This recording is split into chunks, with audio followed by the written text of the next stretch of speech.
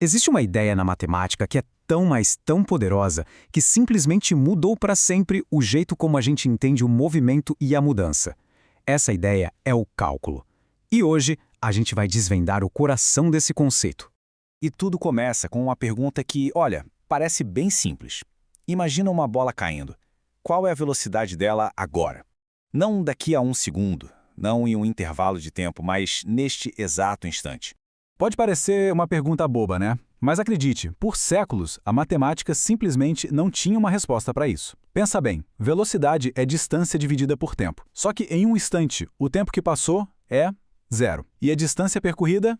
Zero também. E aí, como é que se divide zero por zero? Era um verdadeiro quebra-cabeça. Para a gente desvendar esse mistério, nosso papo vai ser o seguinte. Primeiro vamos entender a fundo o problema do instante. Depois, a gente vai ver a ideia de chegar infinitamente perto. Aí vamos conhecer a ferramenta matemática para isso, o limite, que nos leva direto para a derivada. E por fim, vamos ver por que tudo isso é, na verdade, a linguagem da mudança. Então, vamos começar mergulhando de cabeça na natureza desse desafio. O que significa matematicamente capturar um momento que acontece agora? Olha só o contraste. Calcular a velocidade média, moleza. É só pegar a distância total percorrida e dividir pelo tempo total. Isso a gente sabe fazer. Mas a velocidade instantânea, aí a coisa complica. Num único instante, não tem passagem de tempo, não tem distância percorrida. Como é que se calcula isso? A matemática da época simplesmente travava. E olha, esse problema não era só da física, não. Na geometria, o desafio era o mesmo, só que com outra cara. Como encontrar a inclinação de uma linha curva em um único pontinho? A gente sabe que para definir a inclinação de uma reta precisamos de 2 pontos, mas com um só, o que a gente faz? A solução para esse dilema todo veio de uma ideia que é ao mesmo tempo brilhante e super intuitiva: a aproximação. A lógica é a seguinte: se não podemos estar exatamente no ponto, que tal a gente chegar o mais perto possível dele? E essa ideia de aproximação, na verdade, a gente usa o tempo todo sem nem perceber. Sabe quando um preço é R$ 299,99? Na nossa cabeça, arredondamos para 300. Ou quando alguém pesa 65 quilos e 10 gramas, a pessoa fala que pesa 65 quilos. A essência é essa, chegar pertinho de um valor. Um ótimo exemplo é o da bola quicando.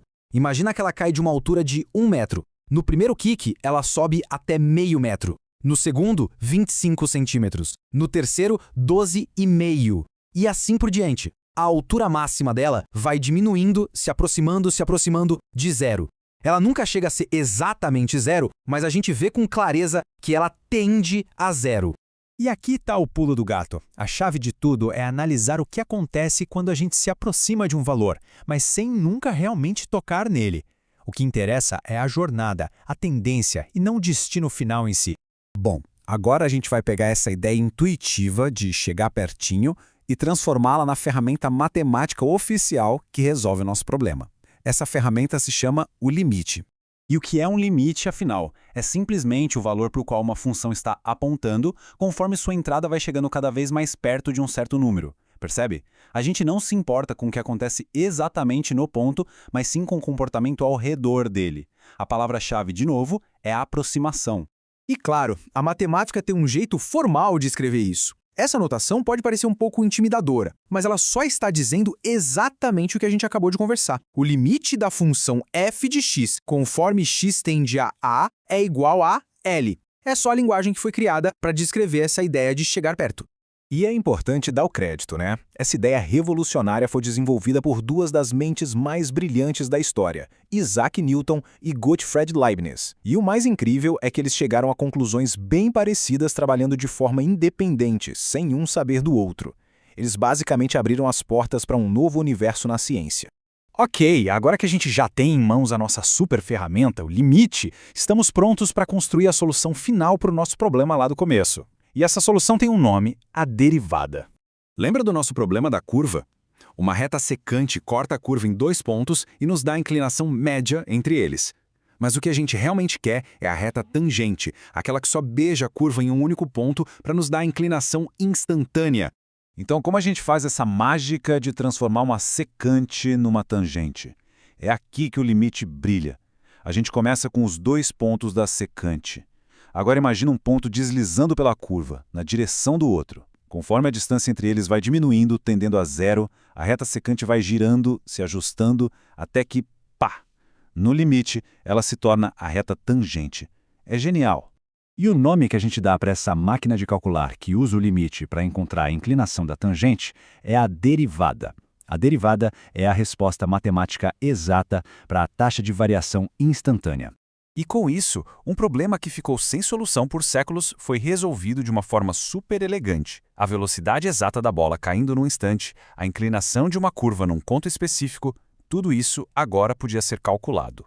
Mas a solução desse problema foi muito, muito além. O que nasceu ali foi uma linguagem inteiramente nova para descrever o universo. Porque o cálculo é, na sua essência, a linguagem da mudança. É por isso que ele se tornou a base da física, para calcular velocidade e aceleração, da economia, para analisar custos, da química, para modelar reações, engenharia, biologia. A lista é gigantesca. Basicamente, se alguma coisa no mundo está mudando, o cálculo está lá para explicar como. No fim das contas, o cálculo deixou de ser só uma curiosidade da matemática pura para se tornar uma ferramenta universal. Ele nos permite criar modelos e prever o comportamento de sistemas supercomplexos em praticamente todas as áreas do conhecimento.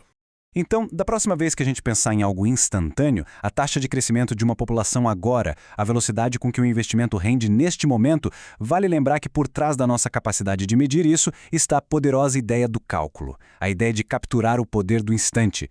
E a pergunta que fica é, onde mais a gente pode aplicar essa lente para entender melhor o nosso mundo?